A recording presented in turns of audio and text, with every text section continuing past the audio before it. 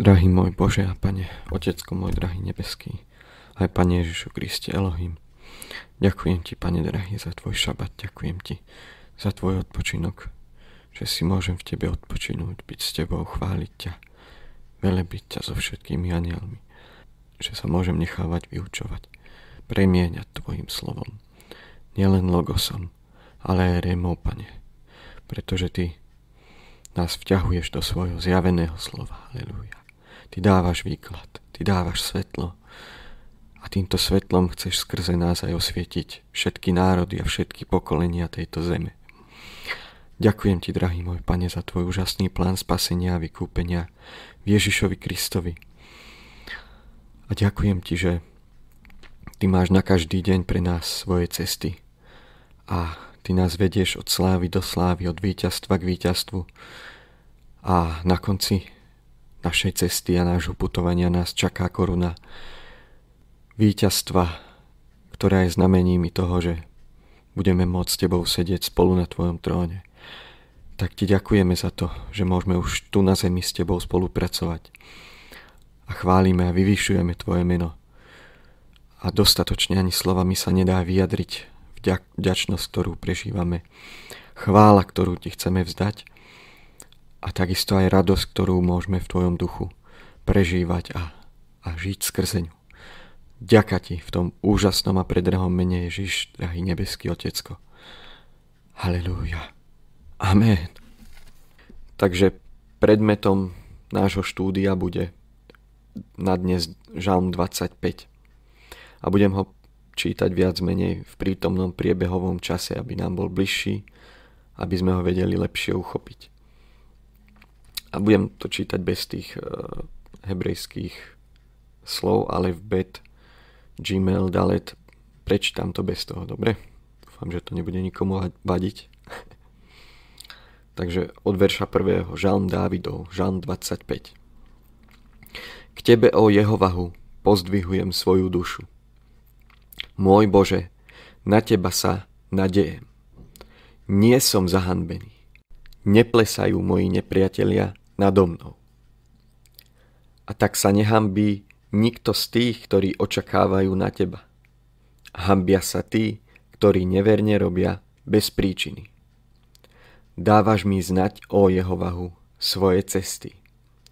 Vyučuješ ma svojim stezkám. Dávaš mi chodiť v Tvojej pravde a vyučuješ ma, lebo Ty si Boh môjho spasenia. Na Teba očakávam každý deň. Pamätáš na svoje mnohé milosrdenstvo Jehovahu a na svoju mnohú milosť, lebo sú od veku. Na hriechy mojej mladosti a na moje prestúpenia nepamätáš. Pamätáš Ty na mňa podľa svojej milosti, pre svoju dobrotu, ó Jehovahu. Dobrý a priamy je Jehovah, preto vyučuje hriešnikov pravej ceste. Dáva pokorným chodiť v súde a vyučuje pokorných svojej ceste. Všetky stezky Jehovahove sú milosťou a pravdou tým, ktorí ostríhajú jeho zmluvu a jeho svedectvá.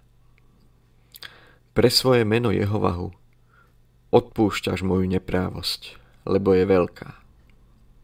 Ktorý a jaký je to človek, ktorý sa bojí Jehovaha? Toho vyučuje ceste, ktorú má vyvoliť alebo vyvolovať. Jeho duša prebýva v dobrom a jeho semeno obdržiava dedične zem. Tajomstvo Jehovahovo je známe tým, ktorí sa ho boja. A jeho zmluva je na to, aby im ju dával vedieť. Moje oči hľadia vždycky na Jehovaha, lebo on vyvádza moje nohy zo sieti. Pozeráš na mňa a zmilovávaš sa nado mnou, lebo som osamelý a strápený. Rozširujú sa a rozmnožujú súženia môjho srdca. Vyvádzaš ma z mojich úzkostí. Vidíš moju biedu a moje trápenie a odpúšťaš všetky moje hriechy. Vidíš mojich nepriateľov, lebo ich je mnoho a nenávidia ma ukrutnou nenávisťou. Ostrihaš moju dušu a vytrhuješ ma, aby som nebol zahambený, lebo sa k tebe utiekam. Ostrihajú ma bezúhonnosť a priamosť, lebo očakávam na teba. Vykupuješ, ó Bože, Izraela zo všetkých jeho súžení. Takže toto bolo celkové znenie Žalmu 25. A teda tá prvá vec, ktorou Dávid začína, pretože to je jeho žalm, tak k Bohu pozdvihuje svoju dušu. Teda nielen ducha, ale spolu s duchom aj telo, celú svoju bytosť. Aby bol zasiahnutý Božou prítomnosťou na svojej duši. Druhý verš nám hovorí o tom, že sa nadeja. A nielen jeden deň, alebo 2 dní, ale každý deň. Podľa veršu 5, ale nechcem predbiehať. Každý deň sa nadeja na Boha. Dávid. Aj každý, ktorý spadá pod Dávida, ktorého Dávid aj reprezentuje. A Dávid, ako on bol predobraz aj človeka, aj Ježiša Krista, to je veľmi zaujímavé. A preto asi aj najviac žalmov od Dávida v knihe žalmov. Neplesajú moji nepriatelia nado mnou. Hej. Možno to tak bolo, ale jeho viera chce preraziť tú danú situáciu a hovorí v prítomnom priebehovom čase: neplesajú moji nepriatelia nado mnou. Hej. On už to vidí inak. Jeho viera mení situáciu, mení okolnosti. Verš 3. A tak sa nehambia nikto z tých, ktorí očakávajú na teba. Hambia sa tí, ktorí neverne robia bez príčiny. Hej. Zákon kauzality, príčina, následok. Ako človek seje, ako koná, ako čo hovorí, ako myslí, kam smeruje, tak to bude potom aj ďalej žať a v takom cieli skončí, respektíve neskončí, pretože sa niektorí môžu minúť cieľa, ktorý je Bohom pevne stanovený. A to je spasenie duši. Hej, to je ten cieľ. A preto od slávy k sláve a od víťazstva k víťazstvu, pretože len cez Ducha Božieho, cez jeho slovo a skrz Božiu prítomnosť neustálu, každodennú a trvalú večnú, tak ako ten večný oheň, ktorý stále horel na Božom oltári, tak aj v našom srdci musí horieť ten večný oheň. Nesmie byť nahradený cudzým ohňom, nesmie vyhasínať, tlieť, musí nepretržite horieť tak, ako horieť má. Takže tí, ktorí neverne robia bez príčiny. Nikto nám nedáva príčinu, aby sme boli neverní. Verš 4. Dávaš mi znať o Jehovahu svoje cesty. Vyučuješ ma svojim stezkám. Znať. Adam poznal svoju ženu a ona počala, hej. Aj tuto je podľa mňa to v takomto význame, že nielen, že rozumom poznávame, alebo mysľou poznávame Božie cesty, ale my ich zakúšame. A to sa zakúšava srdcom a skúsenostným poznaním. A potom vznikajú svedectvá, ako mi Boh pomohol, ako ma Boh viedol, čo Boh učinil, ako ma vyslobodil, vytrhoval zo všetkých mojich súžení. Verš 5. Dávaš mi chodiť v tvojej pravde a vyučuješ ma, lebo ty si Boh mojeho spasenia. Na teba očakávam každý deň. Hej, nepretržite. Proste pre mňa neexistuje deň, keď by som nehľadal svojho Boha. To isté aj Dávid myslí, pretože on miluje Božiu prítomnosť. A koľkokrát nás vťahujú veci tohoto sveta naspäť do tohoto sveta v podstate, hej, v tom duchovnom význame slova a aj naspäť do tohto tela. Hej, a čím viacej živíme ale toto fyzické telo a na ducha nedbáme, tak to potom aj tak vypadá, že ľudia sú ako hoveda, hej, najesť sa, napiť sa, troška si vydýchnuť, toto a na Boha ani nemajú čas. Nemajú čas čítať Božie slovo, nemajú čas na modlitbu, hej. Nemajú čas ho poznávať na jeho cestách. Tak potom, ako si strážiš svoje spasenie, človeče?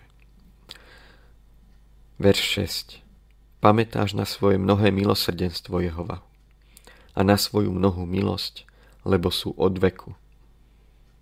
Hej, Boh taký je. Vďaka Pánovi, že je taký. Bo keby bol taký ako my, tak neviem, či by sme tu ešte takto boli. Halelujá. Verš 7. Na hriechy mojej mladosti a na moje prestúpenia nepamätáš, hej? Pretože ako to funguje, hej? Keď Boh zapisuje naše meno do knihy života, tak čo zároveň robí? Keď potvrdzuje ten náš nový život. No vymazáva záznam o tom starom živote, hej, o tej starej prírodzenosti, telesnosti.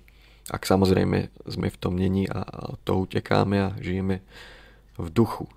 A duchom mŕtvime aj skutky tela a všetko telesné, ktoré ešte v nás sa prebúdza, žije, tak ako záhradkári, vy to určite dobre poznáte, hej, že keď napríklad máme určitý druh zeliny, pupenec, ľudovo povedané, ľudovo nazývaný pupenec.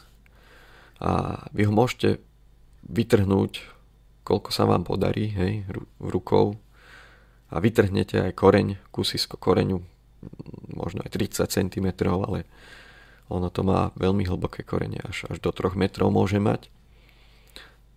To znamená, že on je tam pevne zakorenený. Tak ako aj hriech v našom srdci je pevne zakorenený, preto Pán Boh bude musieť preformátovať nielen software, ale aj hardware náš, aby sme vlastne boli úplne upgradenutí do tej Božej slávy, ktorú od nás Pán Boh očakáva, že my sa jej chopíme, hej? Že nie, že budeme na nej len pracovať, ale že sa jej uchopíme celým srdcom, aby to bolo zdarné. V mene Ježiš. Pamätáš ty na mňa podľa svojej milosti pre svoju dobrotu, o Jehovahu. Jeden z takých najväčších atribútov Boha je, že on je láska, láskavý, milostivý, dlho zovievajúci, odpúšťajúci. Hej, a preto niekedy Satan ľudí aj zvykne oklamať veriacich ľudí, že však Pán Boh všetko odpustí a nemusíš ty to tak brať vážne s tou tvojou premenou charakteru. Hej. Nemusíš pracovať na tom spasení tak tvrdo proti hriechu sa staviať. Hej. M.L. Andreasen hovorí, že niektorí kresťania robia dohodu s hriechom, že nevidia ten hriech až v takej hriešnosti.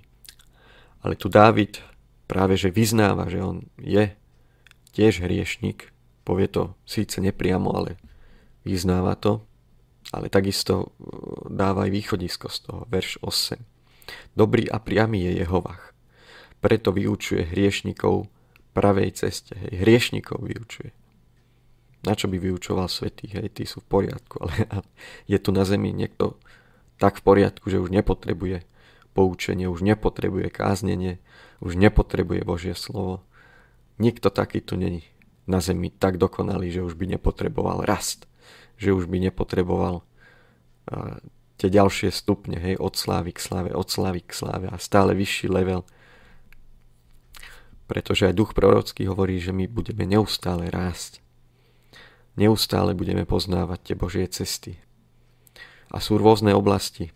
Ja tu teraz dám aj také praktické teda otvorenie toho, čo sú Božie cesty vlastne. Tak je to aj tá strava, je to ten každodenný vlastne vzťah s Bohom, to budovanie posveteného srdca, posveteného charakteru. Je to aby bolo srdce láskavé, ale aj plné pravdy, plné svätého ducha. Aby bol Kristus vždy prítomný ako ten oheň. Aby tam neprišiel cudzí oheň a a neeliminoval ten oheň Boží, čo je aj olej Boží, samozrejme. Ježiš je aj olej, aj oheň. Halelúja. No vlastne, čo môže byť to Božou cestou ešte? Môžu to byť bylinky.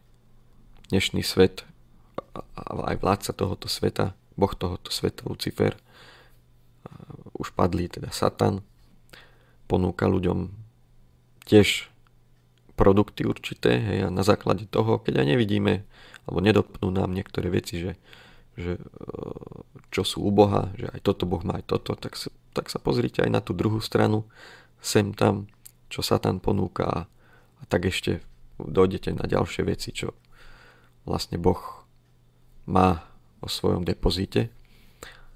To duchovné požehnanie, hej, duchovný biznis, že on nám dáva svoju spravodlivosť a my mu odovzdávame našu hriešnú prírodzenosť. Hej. A táto zámena sa musí na dennej úrovni, na dennej báze odohrávať a prebiehať a sa človek mení. Takto. Takže máme aj bylinky rôzne, aj to sú Božie cesty, keď hľadáš, hej, čo je. A to sú jednoduché, začíname od jednoduchých bylín. Neskáčeme hneď k listom a ovociu stromu života, ale ideme cez tie jednoduchšie bylinky, hej, ako sú napríklad žihlava, alebo baza, alebo púpava. Hej, a to aj tak sezónne rastie, tak ako sezónne sú aj sviatky, tak sú sezónne aj byliny. A tak vlastne vždycky to požehnanie Božie nám Boh sám ponúka.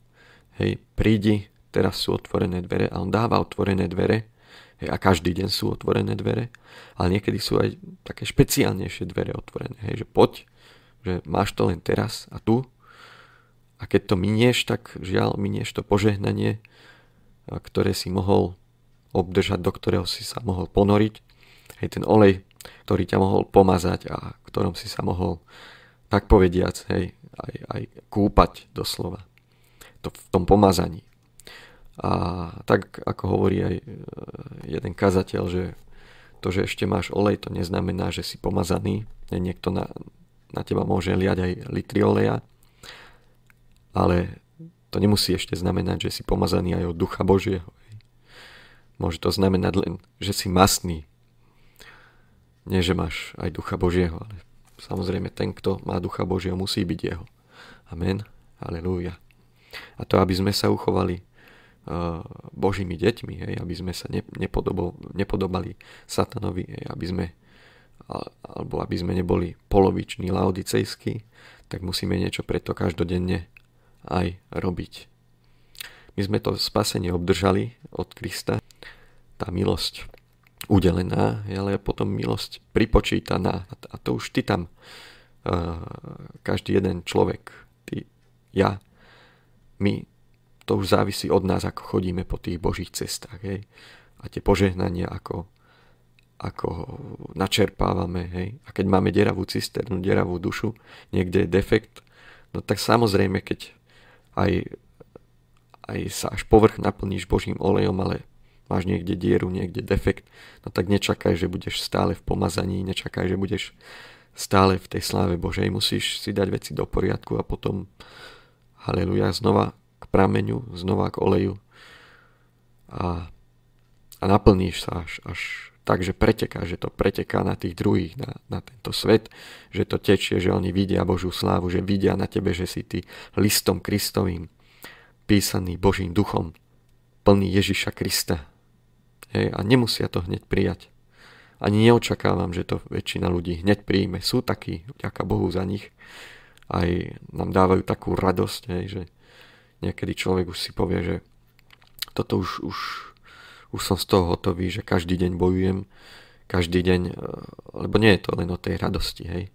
Máme chodiť v radosti, máme byť radostní, ale takisto aj je to o tom boji. Boj medzi duchom a telom, boj medzi Kristom a Satanom, boj medzi spravodlivosťou a nepravosťou a hriechom. Ale tak človek sa aj raduje, že víťazí, aj že aj keď padne, môže sa znovu postaviť a už ďalší krát už vyhráš, halelúja. A toto je určitá ako keby hra, berte to ako hru, halelúja. Ale berte to vážne, ako vážnu hru, ktorej keď prehráš, tak to je navždy. V ktorej keď vyhrávaš, tak sa to ukladá do večnosti. A ako je v Ezechielovi, spravodlivý, keď sa odvráti od tých božích ciest, keď niektorá spravodlivosť sa mu nebude počítať, keď znova sa vráti do toho starého spôsobu života, do tej telesnej prírodzenosti. A zase naopak, ak je niekto v telesnosti, ale nejako tak ako zapalovač, keď to kolečko šúchate a zrazu ten oheň sa tam vznieti, hej, keď sa aj ľudia takto navracajú k Pánovi, a ja to vidím aj vo viacerých cirkvách, že ľudia, tí, ktorí zbehli do sveta a už vydávajú svedectvá, že svet ich omrzel, svet ich nebaví, že prišli do zboru a že sú tak radi, tak šťastní, že môžu byť spolu s veriacimi znova.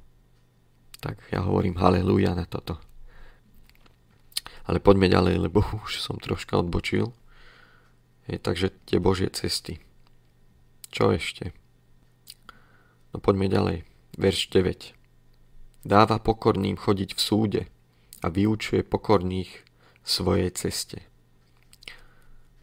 Tí najlepší sudcovia sú tí, ktorí sú pokorní, ktorí sú neni prchkí, nevybehujú, že nenamietkujú stále, nezastavujú priebeh súdu, ale sú takí ako keby troška stiahnutí, ale sledujú vec. Sledujú priebeh súdneho pojednávania a rozmýšľajú v takej tichej pokore a v láske, že ako vlastne vysekať či už brata, sestru alebo nejakého iného človeka vlastne z tej situácie, v ktorej sa nachádza. Súd. To nie je len ako súdny proces, ale je to aj rozsudzovanie. Teda v tom živote kráčame určitým smerom, najlepšie za Pánom, keď sa nemotáme niekde z úzkej cesty, keď až len pozrieť chcem a len toto a len tamto. Nie, ale keď sme zameraní, zacielení, zakristovaní na ten cieľ, čo je spasenie duší a takisto aj očista Božieho mena, aby sme nezabudli, ako je Emil Andreasen pripomína. A tak ako aj Božie slovo a cez toto Božie slovo vieme my rozsudzovať a posudzovať. Na základe čoho súd prebieha, alebo rozsudzovanie. No na základe toho, čo je napísané. A keď my vieme, čo je napísané, a Satan prichádza s takou námietkou, s takou obžalobou a s tým, tak my povieme, tak ako aj Ježiš povedal, je napísané a tak diabol dáva ďalšiu námietku a ďalšiu a keď na každú odpovieme to, čo je napísané, tak čo môže? No, odísť a vymýšľať ďalšie námietky. Alebo iná taktika, iná stratégia. Verš 10. Všetky stezky Jehovahove sú milosťou a pravdou tým, ktorí ostríhajú jeho zmluvu a jeho svedectvá. To je krásny verš. Milosťou a pravdou. A milosť a pravda sa stala skrze Ježiša Krista. On nám ukázal, on nám dal taký vzor sám seba v človečine svojej, aj sa za nás prihovára 1. Timotejovi 2.5, že je jediný prostredník medzi Bohom a človekom medzi nami. A to je človek Ježiš Kristus Ježiš. Človek. V tele sa prihovára za nás. A on to telo si aj ponechá na večnosť. Aj s tými ranami po ukrižovaní a prebodnutí. Milosť a pravda. Milosť, že tiekla krv, že jeho krv tiekla, že nemusela naša tiecť. A pravda, že tá pravda ostáva na veky. Aj zákon je večne platný. Tým, ktorí ostríhajú jeho zmluvu a jeho svedectvá. Pre ostatných neplatí. Platí len pre tých, ktorí vlastne dávajú pozor na zmluvu. A čo je v zmluve. Pretože môže prísť Satan zase s niečím, s nejakým materiálom. Není to len o tej zmluve.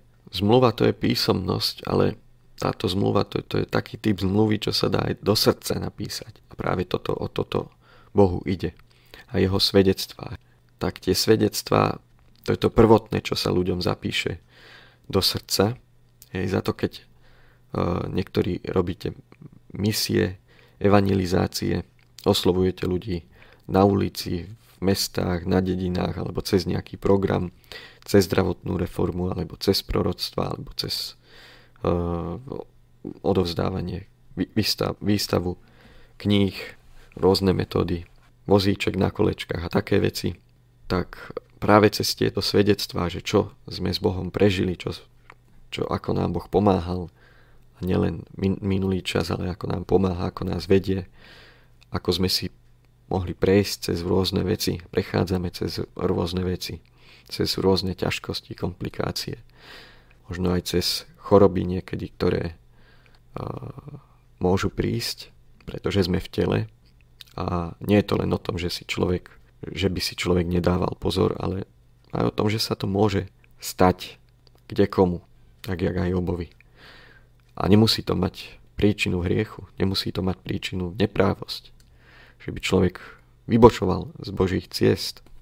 Takže veľký pozor na to, na odsudzovanie druhých za to, že sú chorí alebo majú takýto problém, takýto defekt. Skôr sa treba modliť za to, aby to Pán Boh vyriešil v ich životoch. Keď máme sami nejaký problém, tak aj v našich. Takže svedectvá. To sú vlastne Božie svedectvá. Svedectvá o Božom konaní, o Božej aktivite v ľudských životoch, v ľudských srdciach. Ako Boh mení srdcia, situácie, okolnosti, aj pozície, aj stav a status. Halelúja. Ako Boh. Verš 11. Pre svoje meno Jehovahu odpúšťaš moju neprávosť, lebo je veľká. Boží charakter je odpustiť a zabudnúť. Vôbec sa nevracať k tomu starému. Že viem o tebe, že ty si voľakedy drogoval, ty si voľakedy pozeral pornografiu, masturboval, ty si voľakedy, ja neviem, robil také a také ohavnosti. Ja už v mojich záznamoch to nie je, hovorí Boh. Pretože Boží charakter nie je ľudí odsúdiť, ale ľudí spasiť. Preto aj prišiel Ježiš v podobe človeka a tú podobu bude mať na veky. Boh je láska. Verš 12. Aký je to človek, ktorý sa bojí Jehovaha? Toho vyučuje ceste, ktorú má vyvoliť. Nemôže vyučovať človeka, ktorý je nestály, neukotvený v Kristovi. Ktorý nemá to zázemie v Kristovi, nemá ten základ pevný v Kristovi. Tak na čo mu to bude dávať? Aby to podobne ako keď perly pred svine hádžeme, aby to pošlapal, alebo aby to znevážil, alebo aby to nepochopil. Takému Boh dá znať ten spôsob Boží, kto sa Boha bojí. Amen. Verš 13. Jeho duša bude prebývať v dobrom a jeho seme obdrží dedične zem. Všetko dobré, čo si vieme len predstaviť spolu s tou zasľúbenou zemou, a už teraz tie Božie zasľúbenia môžeme vidieť ako platné, ako naplňujúce sa v tomto živote tiež. Všetko dobré od Boha, čo je sľúbené, je takisto aj garantované a potvrdené, že On to nielen pre nás má nachystané, ale chce nám to aj dať do dedičstva. Už teraz si to môžeme vlastne zakúšavať v tomto čase, dokiaľ je doba milosti. Verš 14. Tajomstvo Jehovahovo je známe tým, ktorí sa ho boja, a jeho zmluva je na to, aby im ju dal alebo dával vedieť. Len tí, ktorí sa ho boja, opäť tí, ktorí sa boja Boha, tým môže Boh nielen ukázať cestu, ale aj odkryť rôzne tajomstvá, čo budú pre nich tajomstvá len dovtedy, dokiaľ im to Boh nedá vedieť. Potom už to je známe. Ale nemusí to byť známe každému. Pre ostatných ľudí to môže byť na furt tajomstvo. Lebo prístup do toho dáva len Boh. On má ten kľúč. Tak ako k tajomstvu napríklad vtelenia Ježiša Krista alebo z mŕtvych stania Ježiša Krista. A ďalšie veci. Tajomstvo vykúpenia, hej. Ale takisto to platí aj opačne. Príslovia 3:32. Lebo ohavnosťou je Jehovahový prevrátenec, ale jeho tajná rada s úprimnými.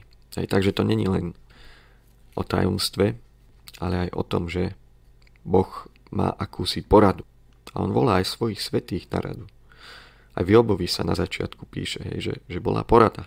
To bola nebeská porada anielova a medzi nimi prišiel aj Satan. A potom sú aj rady tuto na zemi, čo sú spoločenstva, zbory. Tak Boh sa radí, Boh vchádza do rady s tými, ktorí si chcú nechať poradiť. Vždycky by to mal byť o tom, že my hľadáme tú radu u Boha. Nie, že chceme radiť Bohu, čo má robiť, ale predne nechať si od Boha poradiť, dať si povedať. Moje oči hľadia vždycky na Jehovaha. Verš 15. Moje oči hľadia vždycky na Jehovaha, lebo on vyvodí moje nohy zo sietí. Toto je tzv. Vzhľadová terapia, keď pozeraním sa na Boha, na Božiu slávu, si ako keby sme si túto slávu obliekali, hej? Že cez naše oči sa to dostáva až do nášho srdca. A oči sú na 90% prepojené s mozgom, takže na čo sa pozeráme, na to sa meníme a to sa týka aj tých duchovných očí, toho duchovného zraku. Keď ho nemáme otvorený, tak nech je otvorený v mene Ježiš. A my sa pozeráme na Jehovaha práve preto, lebo on je svetlo. A keby sme sa pozerali do tmy, tak práve vtedy nás tá sieť môže chytiť. Alebo osídlo cvaknúť. Ale takto, že sme vo svetle, v jeho sláve, v jeho charaktere, v jeho spravodlivosti, láske, pokoji, milosti, tak práve preto tieto nástrahy pominujú svoju účinnosť. Sú neúčinné voči nám. Verš 16. Pohliadni na mňa a zmiluj sa nado mnou, lebo som osamelý a strápený. Osamelý a strápený. Každý z nás už zažil takýto pocit, takéto pocity osamelosti a strápenia. Verš 17. Rozširujú, rozmnožujú sa súženia môjho srdca. Vyvádzaš ma z mojich úzkostí. Hej, napriek tomu, že sa to zdá byť zlé, že stále viac tých protivenstiev, súžení a to srdce to zasahuje, pretože cez srdce toto všetko vnímame, cez svojho ducha aj srdce, ktoré je tým duchovným motorom viery, pretože na viere fungujeme. Boh nás ale vyvádza z takýchto stavov a on nás pozdvihuje vyššie. Verš 18. Vidíš moju biedu a moje trápenie a odpúšťaš všetky moje hriechy. Keď sme zbedačení, keď sa trápime, lebo milujeme Boha, nechceme mu činiť naprieky. Nechceme ho tupiť v očiach Satana. A tak Pán Boh môže odpúšťať a odpúšťa nám naše hriechy. Ak máme v srdce, v pokáni samozrejme. Vidíš mojich nepriateľov, lebo ich je mnoho a nenávidia ma ukrutnou nenávisťou. Verš 19. Verš 20. Ostriháš moju dušu a vytrhuješ ma, aby som nebol zahambený. A nebudem, lebo sa k tebe utiekam. Haleluja. Boh je záchranca. Ostrihajú ma bezúhonnosť a priamosť, lebo očakávam na teba. Verš 21. A verš 22. Vykúpiš, o Bože, Izraela zo všetkých jeho súžení, alebo vykupuješ aj, a potom vo finále aj úplne vykúpiš. Hej. Vykupuješ Izraela. Hej, začalo to Dávidom, je to Dávidov žalm a týka sa to ale celého Izraela, celého Božieho ľudu. A on je vykúpený drahocennou krvou Ježiša Krista. Až môžeme pristúpiť potom k stromu života, na ktorom sú tie zlato, strieborné plody, ktoré predstavujú samozrejme zlato. To je viera alebo dôvera v Boha a v Bohu.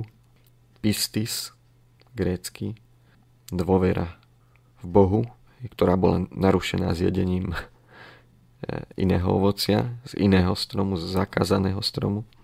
No a striebro to je vlastne výkupné. Môže to byť výkupné v tom prípade, ak bolo niečo stratené a Pán Boh to chce znova vykúpiť, ako my hriešnici, čo sme boli stratení a Pán Boh nás, ale nemohol nás kúpiť za striebro a zlato, ale svojou krvou, svojim životom.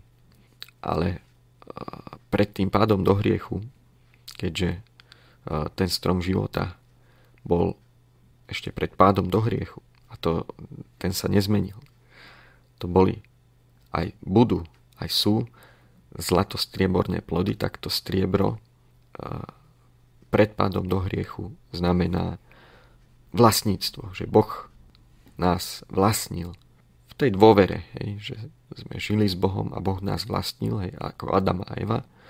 A po páde do hriechu sa tá dôvera musí obnovovať dennodenne a aj takisto to vlastníctvo, hej, že my máme patriť Bohu a Boh nás vykupuje svojou drahou krvou. A to nie je len skrz to, čo bolo na Golgote učinené, haleluja, vďaka Pánovi za to, lebo na Golgote bola preliata tá drahá krv, ale krv je život. Ten život je každodenný a preto každodenne sa umývame v tej jeho krvi. Naše rúcho, aby bolo biele. Je to najlepší prací prostriedok na naše nečistoty, na našu telesnosť, na naše hriechy, slabosti, na tú našu skazenú prirodzenosť. To je najlepšia medicína.